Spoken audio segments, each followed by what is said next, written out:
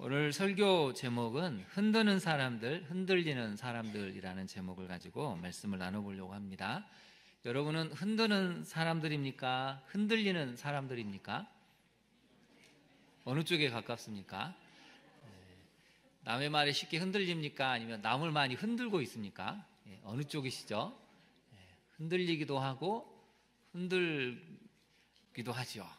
이게 참 인생을 살다 보면 복잡한 것 같습니다. 그래서 오늘은 여기에 대한 주제를 가지고 말씀을 나눠보려고 합니다.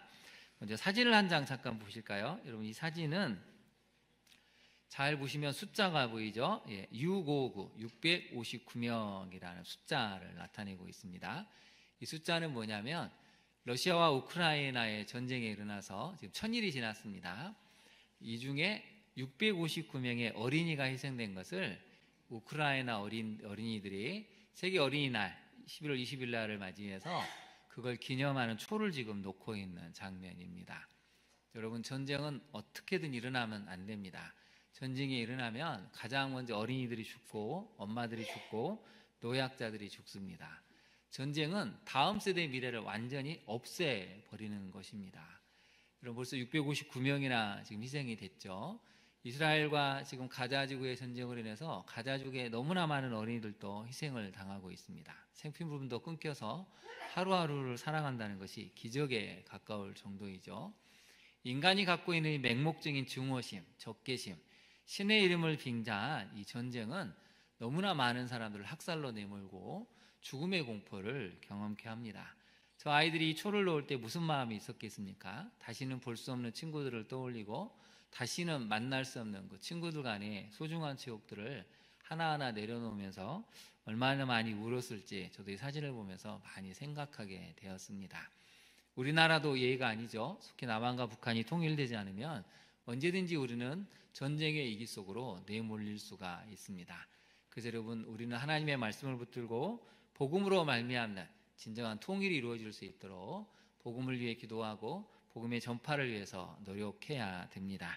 이제 오늘 본문 속으로 한번 들어가 보실까요? 오늘 본문을 보시면 먼저 주보 가운데를 한번 펼쳐보겠습니다. 주보 가운데 오늘 본문 메시지와 질문이 요약이 되어 있습니다. 이걸 참고하셔서 말씀을 한번 살펴보도록 하겠습니다. 먼저 첫 번째 메시지인데요. 하나님을 존중하고 백성을 진리로 돌이키며 성전, 개인을 정결케 하는 신앙이 선을 행하는 신앙입니다. 먼저 15절을 보실까요? 여호야다가 있었죠. 요아스 왕이 왕위에 즉위하도록 절대적인 영향력을 행사했던 이 여호야다 제사장도 나이가 많고 늙었습니다. 그래서 130세에 세상을 떠나게 됩니다. 근데 여러분, 16절에 보면 무리가 다윗성 여러 왕의 묘실 중에 장사했다고 나오죠. 평민 중에 유일하게 죽은 후에 다윗 왕가의 묘실에 장사된 사람은 구약시대 여호야다밖에 없습니다. 그만큼 선하게 살았고 그만큼 백성들 보기에 존경하고 존중할 수밖에 없는 삶을 살았다는 것이죠. 그래서 여러분, 세 가지가 나옵니다. 16절 한번 볼까요? 거기에 밑줄을 그어보시죠. 그가 이스라엘과 하나님과 그의 성전에 대하여 뭘 행했다고 나옵니까? 선을 행했다라고 나옵니다. 거기다 선에다 한번 별표를 해보시죠. 이 세 가지를 한번 살펴볼까요? 여호야다의 평생, 솔로몬 시대 때 태어났습니다. 여호야다 왕이 굉장히 긴 시대를 산 거죠. 솔로몬 시대부터 오늘 요아스 왕 때까지 여러 왕을 거치면서 생존해 왔고, 근데 그 평생은 하나님을, 이스라엘을, 성전을 향해서 선을 행했다고 나옵니다. 여러분, 선에다가 한번 메모를 해보실까요? 이 선은 뭘 얘기하냐면 사랑과 정의를 이야기합니다. 하나님의 사랑을 전하고 악을 물리치고 악을 단호하게 끊어내는, 이스라엘에게 만연되어 있는, 남유다에 만연되어 있는 이 잘못된 거짓과 폭력을, 우상숭배를 끊어내는 것이 정의죠. 그래서 여러분, 선이라는 것은 사랑과 정의가 같이 갈 때 일어나는 것입니다. 세 가지 영역에서 이것을 실천했습니다. 첫 번째는 하나님이죠. 하나님을 진실되게 사랑했다는 것입니다. 하나님을 사랑하기 때문에 두 번째가 어디로 가냐면 이스라엘이 나오죠. 그래서 성경을 보면 하나님을 사랑해라, 이웃을 사랑해라 하고 이렇게 두 가지로 나오지 않습니까? 하나님을 진실되게 사랑하면 이웃을 사랑하게 됩니다. 여러분, 이웃은 누구입니까? 가정에서는 내 남편, 내 아내이기도 하고 아들이고 딸이고 아버지, 어머니이기도 하죠. 교회에 오면 누가 이웃입니까? 우리 성도님들이 이웃입니다. 성도를 사랑하지 않는데 하나님을 사랑한다? 이건 거짓이죠. 근데 여러분, 이 이웃사랑은 확장이 됩니다. 어디까지 확장이 됩니까? 이스라엘, 나라와 민족까지 확장이 되는 것입니다. 한국교회의 가장 안타까운 점은 개인 경건에만 너무 열심히 다는 것이죠. 근데 여러분, 성경을 보면 개인의 경건은 이웃에 대한 경건으로 나아가야 되고, 이웃에 대한 경건은 나라 전체적으로 흘러가야 하는 게, 이게 진짜 신앙이라는 것입니다. 한국교회는 언젠가부터 교회 안에서의 신앙만 좋으면 다 좋은 것으로 오해하고 또 착각하는 일이 많아지는 것 같습니다. 그런데 여러분, 절대 그렇지 않습니다. 오늘 성경을 살펴보면 여호야다의 인생이 보여지죠. 하나님을 사랑했죠. 두 번째, 그 사랑은 이스라엘에게까지 확장이 됐다는 것입니다. 여호야다가 있었기 때문에 아달랴 같은 악한 왕을 몰아낼 수 있었고, 우상 숭배를 다 척결해서 나라가 온전히 새로워졌다는 것입니다. 세 번째가 나오죠. 그의 성전에 대하여, 하나님의 성전에 대해서 선을 행했다는 것입니다. 성전이 여기저기 무너지고 파괴가 되고 수리할 곳이 많았는데, 여호야다가 그것을 보고 왕의 명령에 따라서 하나씩 하나씩 수리해서 온전한 성전의 형태를 갖추게 되었다는 것이죠. 근데 여러분, 신약시대 성전은 누구입니까? 우리 말씀을 한 점을 보겠습니다. 고린도전서 3장 16절 17절 말씀인데요, 같이 한번 읽어볼까요? 시작. 하나님의 성전인 것과 하나님의 성령이 너희 안에 계시는 것을 알지 못하느냐? 누구든지 하나님의 성전을 더럽히면 하나님이 그 사람을 멸하시리라. 하나님의 성전은 거룩하니 너희도 그러하니라. 아멘. 여러분은 뭐라고 성경을 알려주고 있습니까? 하나님의 성전이다 라고 알려주고 있습니다. 여러분, 옆에 사람을 볼 때마다 뭐라고 생각해야 되죠? 하나님의 성전이구나 라고 생각을 해야 되죠. 그럼 여러분, 하나님의 성전 안에는 누가 계시죠? 하나님의 성령이 계십니다. 하나님의 성전인 거룩한 내 몸, 영, 정신을 더럽히고 오염시키면 하나님이 멸하신다는 것이죠. 더럽히는 사람은 멸하시겠다고 마지막 심판 때에 말씀을 하십니다. 최근에 그 임산부에 대한 광고 중에 아주 짧은 광고인데, 제가 애니메이션 보면서 감동을 한 이 광고가 하나가 있습니다. 그게 뭐냐면, 뱃속에 있는 태아가 막 흡연과 온갖 오염된 이 악취가 나는 것을 가면 숨쉬기가 너무 힘들어요 하는 내용이 나옵니다. 너무 사람들이 소리를 지고 화를 낼 때 답답해요 하는 이런 광고, 짧은 광고가 있습니다. 여러분, 뱃속에 있는 태아도 좋지 않은 냄새를 맡으며 악취를 맡으며 몸에 해로운 걸 이렇게 맡게 되면 그 엄마를 통해서 본인도 고통을 느낀다는 것이죠. 좋지 않은 소리, 싫은 소리, 미워하는 소리를 들으면 뱃속의 아이도 고통을 겪는다는 것입니다. 근데 여러분, 영은 어떻겠습니까? 영도 마찬가지라는 것이죠. 그래서 하나님의 성전인 우리를 소중히 지켜야 됩니다. 근데 여러분, 아무리 내가 잘 지키려고 해도 누가 도와줘야 됩니까? 옆에 있는 분들이 도와줘야 됩니다. 거룩함을 지킬 수 있도록 말도 조심하고 행동도 조심하고 그 사람이 온전히 하나님을 바라볼 수 있도록 사랑하는 말, 격려하는 말, 희망의 말을 주어야 한다는 것이죠. 그래서 여러분, 첫 번째 메시지가 그것을 이야기하는 것입니다. 선을 행하는 신앙은 무엇이냐? 다시 한번 볼까요? 세 가지죠. 하나님을 존중해라, 백성을 진리로 돌이키라, 성전, 개인을 정결케 해라. 이게 선을 행하는 신앙이라는 것이죠. 그래서 여러분, 16절을 이렇게 읽어볼까요? 16절 보시면, 이는 그가 이스라엘과 하나님과 그의 성전에 대하여 선을 행하였다를 이렇게 읽으면 좋겠습니다. 이는 내가 대한민국과 하나님과 교회에 대하여 선을 행하였습니다. 여러분, 이게 마지막에 여러분에 대한 기억으로 남아야 되지 않을까요? 우리 장로님, 권사님, 집사님은 정말 하나님을 사랑하셨어. 이웃을 사랑하셨고 교회와 이 땅을 위해서 얼마나 선한 삶을 사시는지 몰라. 이것만큼 여러분 최고의 헌사는 없습니다. 우리 한번 이렇게 읽어볼까요? 이는 내가 대한민국과 하나님과 교회에 대하여 선을 행하였다. 같이 한번 읽어보겠습니다. 시작. 이는 내가 대한민국과 하나님과 교회에 대하여 선을 행하였음이더라. 여러분의 삶이 이렇게 되기를 바랍니다.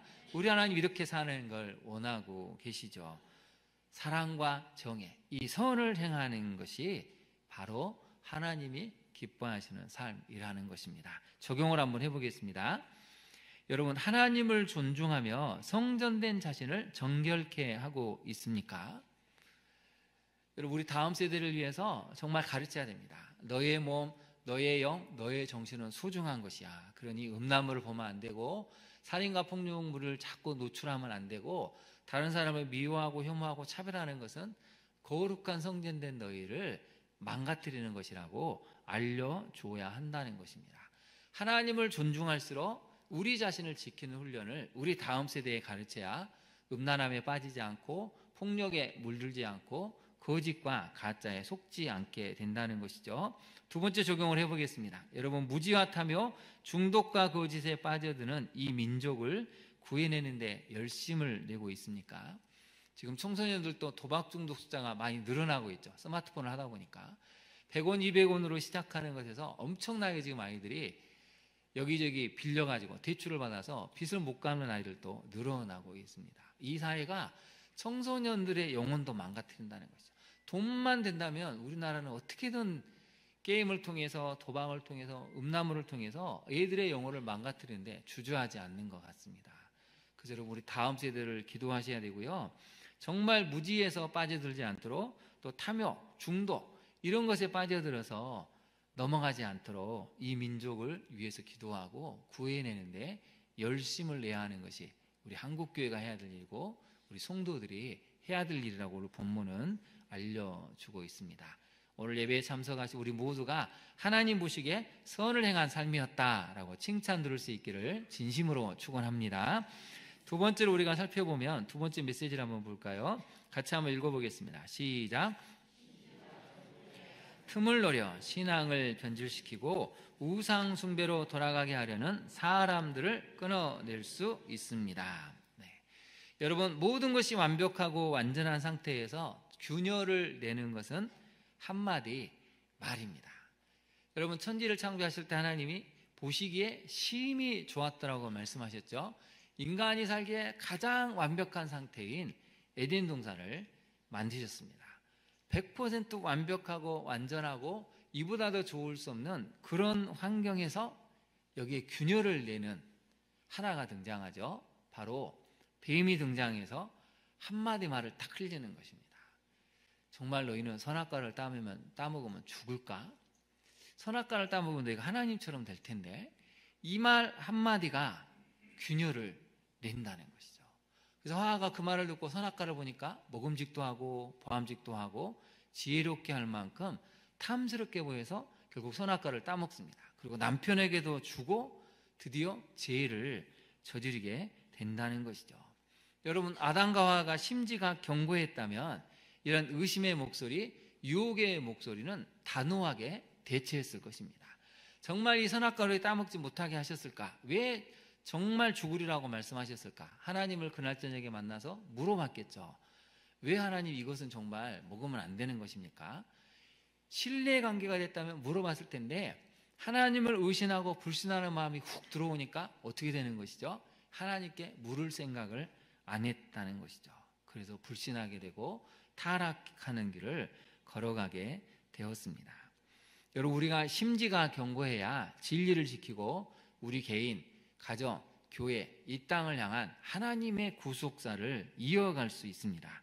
근데 심지가 견고하지 못했던 요아스 왕은 결국 신하들 때문에 넘어지게 말게 되죠. 한번 볼까요? 여러분, 17절을 한번 보겠습니다. 17절을 보시면 여호야다가 죽은 후에 유다 방백들이 와서 왕에게 절하매 왕이 그들의 말을 듣고 라고 나와 있습니다. 여러분, 거기다 밑줄을 보실까요? 절하다라는 단어가 나오죠. 원래 여러분 성경을 기록하면 이렇게 기록하면 됩니다. 여호야다가 죽은 후에 유다 방백들이 와서 왕에게 그들의 말을 전하매 왕이 그들의 말을 듣고 라고 하면 되는데 왜 절하다라는 단어를 썼을까요? 여기에는 이유가 하나가 있습니다. 온갖 감언 이설을 왕에게 했다는 것이죠. 칭찬도 하고 왕만큼한 이 사람은, 이런 왕은 세상에 없습니다. 왕을 칭찬하고 부추기고 왕이 그렇지 하고 이렇게 흐뭇해할 때 하나씩 하나씩 자기들이 원하는 방향으로 인도해 버렸다는 것이죠. 그래서 여러분 그 결과가 어떻게 나옵니까? 18절에 보면 그의 주상들 하나님 여호와의 전을 버렸죠. 그리고 아세라 목상과 우상을 섬겨서 결국엔 유다와 예루살렘이 그 죄로 인해서 심판을 받게 되는 쪽으로 왕이 넘어가 버렸다는 것입니다. 여기서 여러분에게 질문을 한번 던져볼까요? 여러분 0.1초 만에 답을 한번 해보십시오. 여러분은 심지가 견고합니까? 견고하지 않습니까? 여러분은 정말 심지가 견고한 편입니까? 약한 편입니까? 목소리에 자신이 없으신데요. 심지가 무슨 뜻이냐? 이 성경사전을 찾아보면 이런 뜻이 있습니다. 마음의 바탕, 마음의 지닌 뜻이라는 의미입니다.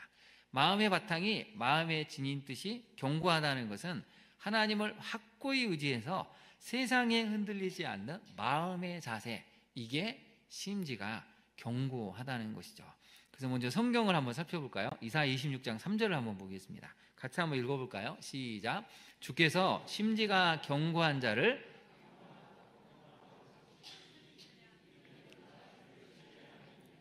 주님께 의지하는 사람들은 늘 한결같은 마음을 가진 사람들이니 그들에게 평화의 평화를 더하여 주시기 바랍니다. 같은 구절인데 번역을 조금 다르게 했죠. 심지가 견고한 사람은 하나님께서 평강하고 평강하도록 지키신다는 것이죠. 그 마음의 자세가 하나님을 확고히 의지해서 세상이 흔들리지 않기 때문입니다. 근데 여러분 생각해 보십시오. 7세부터 왕이 올라서 40년 가까이 여호야다가 아버지처럼 스승으로서 멘토로서 조력자로서 협력자로서 위로자로서 거의 40년 가까운 세월을 옆에 있었습니다. 여러분 그러면 이제 여호야다가 세상을 떠나도 제2의 여호야다처럼 살아야 되는데 어찌된 일인지 요아스 왕은 그렇지 않았다는 것이죠. 그래서 여러분 이게 사람들이 문제입니다.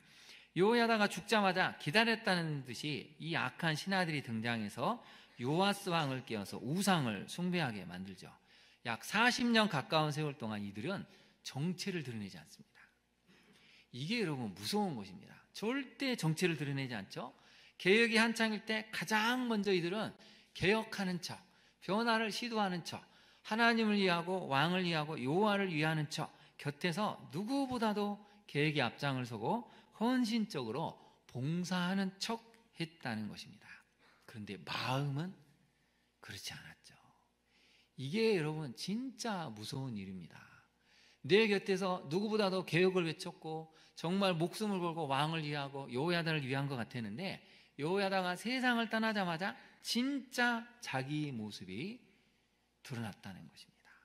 그리고는 왕을 설득을 하죠. 여러분 한번 상상력을 발휘해 보십시오. 여러분하고 가까운 A라는 사람이 있습니다. 근데 A라는 사람을 한 명이 와서 험담을 합니다. 아니야 라고 펄쩍대는데 그 다음날 제2의 사람이 와서 또 A를 험담을 합니다. 3일째는 이제 제3의 사람이 등장해서 또 A를 험담합니다. 한 열흘쯤 동안 10명의 사람이 와서 A라는 사람을 험담을 했다고 한번 생각해 보십시오. 내가 A는 정말 신뢰하고 믿는다고 생각을 했는데 10명의 사람이 갑자기 등장해서 계속해서 아니야 네가 잘못 생각했어, A는 이런 사람이 하면 여러분은 그 말을 믿으시겠습니까? 믿지 않고 단호히 이 사람도 이상한 얘기하는 끊으시겠습니까? 어느 쪽이죠?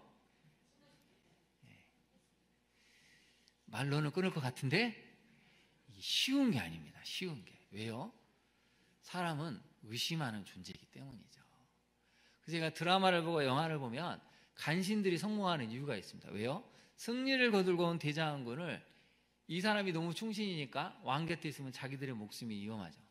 승리하고 오는 도중에 계속 왕을 설득합니다. 이번에 승리를 거두는데 알아보니까 이번에 오자마자 왕을 끌어내리고 자신이 왕이 오른다고 합니다.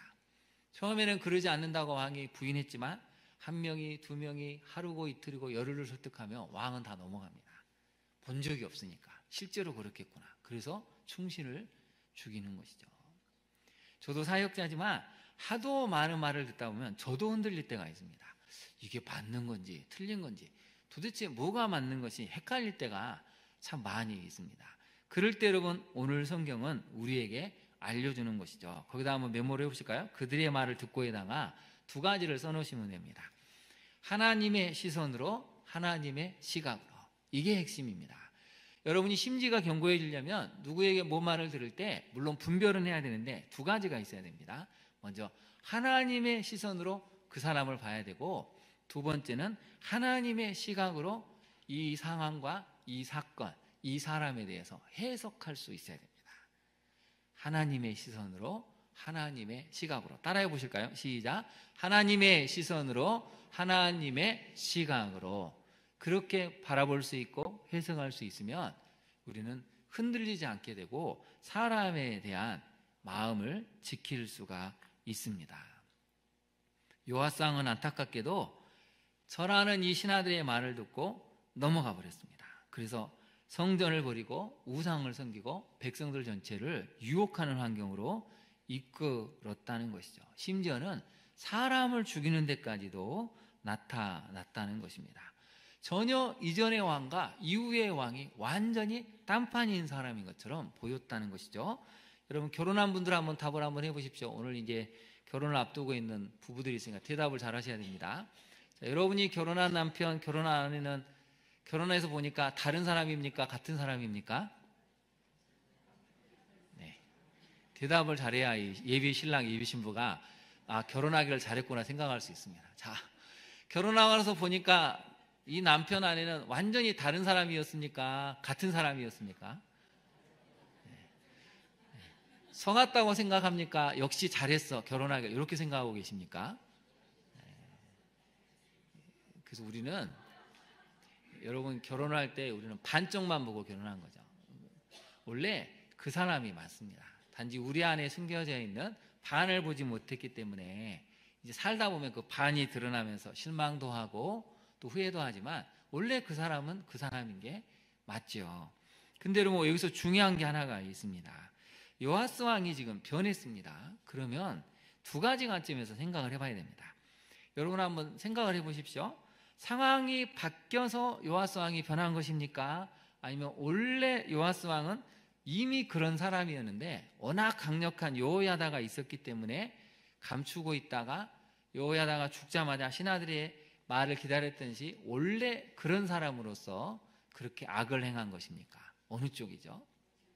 상황이 바뀌어서 그랬습니까? 아니면 원래 그런 사람이었기 때문에 그렇습니까? 정답은 둘 다에 해당이 될 수도 있습니다. 왜냐하면 여호야다에게 절한 유다 방백들, 신하들, 고관들, 백성의 지도자들은 원래 그런 사람들입니다. 왕이 워낙 여호야다가 강력하게 개혁을 하니까 숨도 쉬지 못하고 열심히 개혁하는 죠. 안 그러면 죽을 것 같으니까. 근데 원래 마음은 바뀌지 않는 것입니다. 원래 성향, 원래 마음의 자세가 이미 그쪽에 있는 사람들이죠. 근데 요아스는 좀 다릅니다.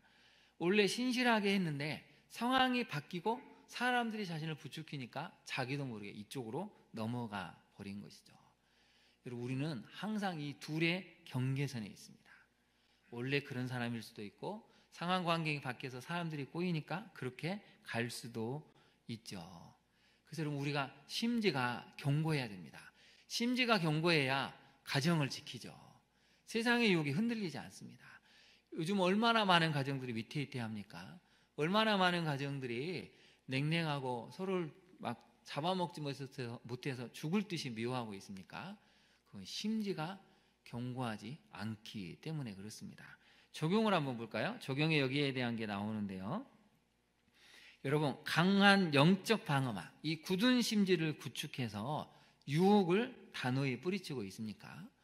말씀과 기도라는 이 영적 방어막, 그래서 굳은 심지를 갖고 있으면 가정을 흔들리게 하는 경제적인 좀 어려움이 와도 불편함이 있어서 자녀 문제, 건강 문제, 여러 가지 고난이 있을지라도 심지가 굳고 나면 이겨낼 수가 있습니다. 근데 심지가 약하니까, 영적인 방어막이 너무 연약하니까 뭐가 하나 들어오면 금방 무너지고 만다는 것이죠. 여러분, 두 번째를 한번 볼까요? 두 번째 질문을 같이 한번 읽어보겠습니다. 시작. 은혜로 메우지 못한 생각과 마음의 틀 때문에 자주 유혹에 넘어가고 있지는 않습니까? 여러분, 아담과 하와는 뱀이 와서 생각의 틈을 아주 미약하게 탁 만들어 놓고 그냥 사라집니다. 0. 아마 0.000의 1mm였을 텐데 하와가 그 틈에서 계속 생각하니까 이 틈이 어느 순간에 어마어마한 틈으로 확 벌어져 버렸다는 것이죠. 우리의 신앙생활에서 틈이 있습니다. 욕심의 틈이 있고, 쾌락의 틈이 있고, 거짓의 틈이 있고, 게으름의 틈이 있습니다. 이 틈을 은혜로 메우지 못하면 반드시 그 틈은 누군가 노리고 들어와서 그 틈으로 우리를 사로잡아 간다는 것이죠. 요하스가 바로 거기에 넘어진 것입니다. 처음엔 칭찬하고 왕밖에 없습니다 하다가 나중에는 우상숭배의 길로 인도해 버리니까 자기도 모르게 그쪽으로 가버리는 것이죠. 오늘 예배드리는 성도님들, 어떤 틈을 지금 계속 보고도 방치하고 있으십니까? 그 틈을 그대로 놔두면 여러분은 반드시 그 틈에 넘어가게 되고 누군가 여러분에게 찾아와서 그걸로 여러분을 끌고 갈 수 있다는 것, 이게 본문이 들려주는 두 번째 메시지입니다. 세 번째를 한번 볼까요?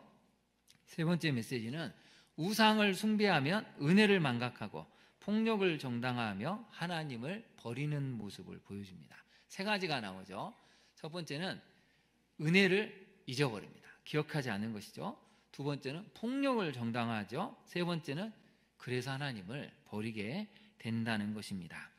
오늘 본문에 보면 요아스 왕이 타락하니까 19절을 한번 볼까요? 그러나, 이게 항상 나옵니다. 그러나 그래도 하나님은 다시 한번 기회를 주시려고 그러나 여호와께서 그들에게 선지자를 보내사 다시 여호와에게로 돌아오게 하려 하심에, 거기다 동그라미 붙여보실까요? 다시. 하나님은 항상 다시의 은혜를 주시는 것입니다. 다시 돌아와라, 다시 구원을, 다시 감사를, 다시 회복을, 다시 기회를 주셔서 돌아오게 하려고 사람들을 보내셨는데 안 듣는 것이죠. 선지자들이 그들에게 경고했는데 듣지도 않습니다. 그래서 20절 한번 볼까요? 이 하나님의 영이 제사장 여호야다의 아들 스가랴를 감동시켰다고 하는데, 이제 히브리어를 보면 이 아들이라는 단어 손자라는 의미도 있습니다. 그래서 사실 여기는 손자인데요, 이 여호야다의 손자가 이게 이렇게 얘기합니다. 뭐라고 얘기하냐면, 하나님이 이같이 말씀하시기를 너희가 어찌하여 여호와의 명령을 거역하여 스스로 형통하지 못하게 하였느냐? 너희가 여호와를 버렸으므로 여호와께서도 너희를 버리셨느니라. 여러분 거기다 밑줄을 그어보실까요? 스스로 형통하지 못하게 하느냐. 여러분 형통한 삶을 살고 싶으시죠? 좀 건강하고 물질도 많이 갖고 싶고 자녀들이 잘 되고 싶죠? 스스로 형통하는 길이 딱 하나가 있습니다. 그건 뭘까요? 여호와의 명령을 지키면 스스로 형통하게 되는데, 여호와의 명령을 거역하면 스스로 형통하지 못하게 된다고 스가랴가 알려주고 있습니다. 너무나 많은 사람들이 진정한 형통의 길은 놔두고 자꾸 세상의 길로 갑니다. 좀 더 많이 주식 투자를 좀 해서 어떻게 해볼 수 없을까? 좀 더 많은 것을 얻기 위해서, 소유하기 위해서, 자식을 성공시키기 위해서라면 세상의 온갖 방법은 찾아서 그렇게 난리 하는데, 하나님을 찾는 데는 희한하게 그렇게 갈망하지 않고 열망이 없는 것을 보게 됩니다. 여러분 스가랴가 알려주잖아요. 여호와의 명령을 거역해서 왜 스스로 형통하지 못하게 하느냐. 스스로 형통하는 비결은 하나님을 찾고 하나님을 받아들이는 것이 진정한 형통이라는 것이죠. 근데 여러분 어떻게 됐을까요? 21절에 한번 볼까요? 무리가 함께 꾀하고가 나옵니다. 거기다 밑줄을 그어볼까요? 꾀하다는 단어가 나오죠. 꾀하다는 단어하고 17절에 나오는 절하다는 단어가 같은 것입니다. 왕을 서서히 설득하고 현혹을 시켜서 어둡게 만들어버렸다는 것이죠. 그래서 여러분 어떻게 일이 일어나냐면, 왕의 명령을 따라 스가랴 그를 여호와의 전 성전 뜰 안에서 돌로 쳐 죽이는 잔인함을 보이게 됩니다. 한번 타락하니까 걷잡을 수가 없습니다. 여러분 자신의 아버지 같은 그 손자가 자신에게 충원했다고 무리가 충동질하니까 어떻게 됩니까? 돌로 쳐서 죽이라고 명령을 내려버립니다. 우상숭배의 결과가 그렇게 무서운 거죠. 여러분 22절을 한번 볼까요? 요아스 왕이 이와 같이 스가랴의 아버지 여호야다의 베푼 은혜를 어떻게 했다고요? 기억하지 아니했다. 그 다음 밑줄을 보시죠. 우상숭배는 첫 번째는 은혜를 망각하는 것입니다. 하나님의 은혜를 망각하고 사람들, 성도들이 나에게 베푼 은혜를 망각하는 것이죠. 그래서 여러분 우리가 본문을 읽을 때마다 가슴 아픈 현실이지만 받아들이셔야 됩니다. 사람은 배신할 수 있구나. 그렇게 시간과 물질과 마음을 쏟아도 사람은 배신할 수도 있구나. 또 이런 설교를 하면 이제 사람들이 힘들죠. 옆에 성도님 볼 때마다 언제 나를 배신할지 모르는데 이거 언제까지 잘해줘야 돼? 이런 마음을 먹으시면 안 되고, 인간은 그만큼 연약한 존재라는 것입니다. 그래서 예수님이 보여주시잖아요. 제자들이 다 떠나고 저주하고 맹세하고 모른다고 할지라도 어떻게 하십니까? 주님이 십자가를 지시고 또 제자들을 찾아가셔서 사명을 주십니다. 그래서 우리는 항상 한 가지 문장을 기억해야 됩니다. 사람은 우리를 배신할 수 있어도 나는 그들을 사랑합니다. 이게 성도의 진정한 심지가 굳은 사람의 특징이라는 것이죠. 저를 한번 따라서 큰 소리로 외쳐볼까요? 사람은 배신할 수 있어도 나만큼은 배신하지 않고 그들을 사랑하겠습니다. 네, 이게 예수님이 보여준 모습이죠. 우리가 심지가 견고하다면 거기까지 가야 한다는 것입니다. 요아스 왕은 신실한 제사장 여호야다가 죽자 악한 신하들의 게임에 빠져서 우상 숭배의 길을 걸어갑니다. 우상 숭배를 하니까 은혜를 잊어버린 것이죠. 하나님의 은혜, 사람들이 자기에게 베푼 은혜를 잊어버리고 어디까지 가냐면 심지어는 죽입니다. 여러분, 이게 가능할까요? 가능하다고 성경은 알려주죠. 인간은 은혜를 잊은 것뿐만이 아니고 아예 죽일 수도 있다는 만큼 그 정도로 악해질 수 있다는 걸 성경은 우리에게 알려주고 있습니다. 그 세상에 일어나는 여러 가지 배신과 배반을 들을 때 놀라지 않으셔야 됩니다. 왜냐하면 성경은 이미 다 인간이 충분히 그럴 수 있고 그보다 더할 수 있다는 것을 오늘 본문을 통해서 알려주죠. 그래서 어떻게 됩니까? 은혜를 망각하니까 폭력을 정당화시킵니다. 왕에게 방해되고 나라의 안위를 해치고 백성들을 어지럽힌다는 이유로 이 스가랴를 돌로 쳐서 죽이는데 전혀 눈 하나 깜짝하지 않습니다. 그러면서 하나님을 버리게 된다는 것이죠. 여러분, 이게 우상 숭배의 모습입니다. 적용을 한번 해볼까요? 여러분, 우리가 정말 우상을 버리고 하나님을 사랑한다면 같이 한번 읽어볼까요? 1번 시작. 하나님을 사랑하기에 감사하는 삶, 평화로운 삶, 용서하는 삶을 사랑하고 있습니까? 우상 숭배는 폭력을 정당화하고 은혜를 망각하고 하나님을 버리지만 하나님을 사랑하는 사람들은 어떤 삶이라고요?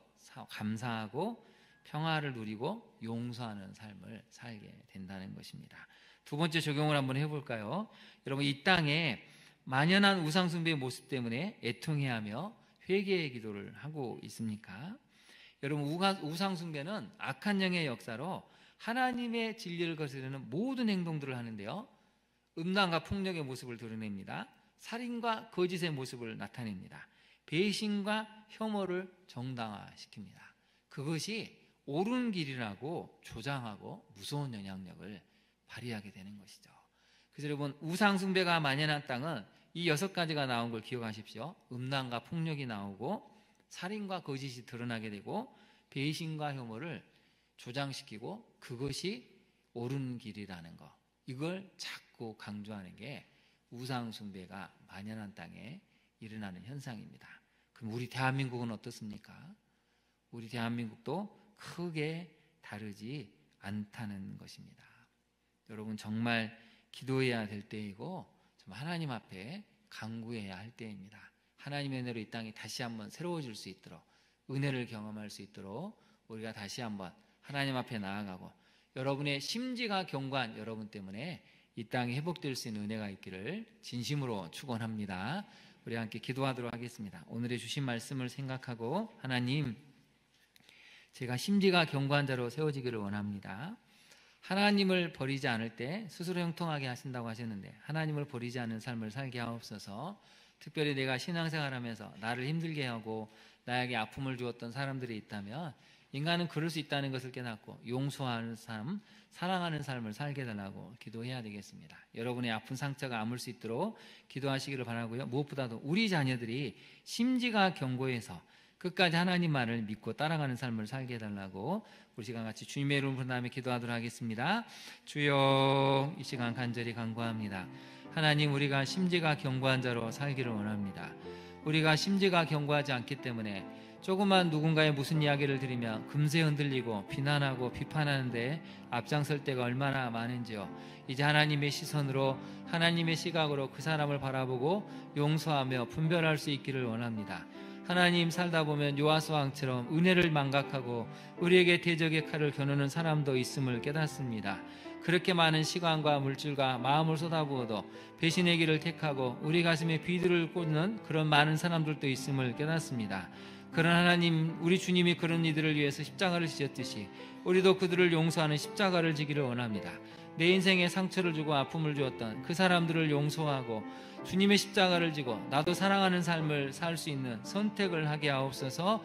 이 시간 그 상처가 아물지 않아서 여전히 힘들어하고 아픈 성도들이 있다면 주님 그 마음을 위로하시고 치유하시고 회복될 수 있도록 도와주옵소서. 우리 자녀들이 무엇보다 심지가 경관자로 서기를 원합니다. 이 악하고 음란한 세상에서 신앙을 지키기가 너무나 어려운데 우리 자녀들이 매일매일 말씀을 묵상하고 기도함으로 견고한 심지를 가지고 하나님을 사랑하고 이웃을 사랑하며 이 땅 대한민국을 새롭게 할 수 있는, 교회를 새롭게 할 수 있는 믿음의 젊은이로 성장할 수 있도록 우리 자녀들을 도와주옵소서. 믿음의 젊은이로 하나님 이끌어 주시옵소서. 우리 교회가 더욱 새로워져서 다음 세대를 향한 사명을 감당할 수 있는 믿음의 교회 될 수 있도록 주님 인도하여 주옵소서. 예수님 이름으로 기도합니다. 아멘.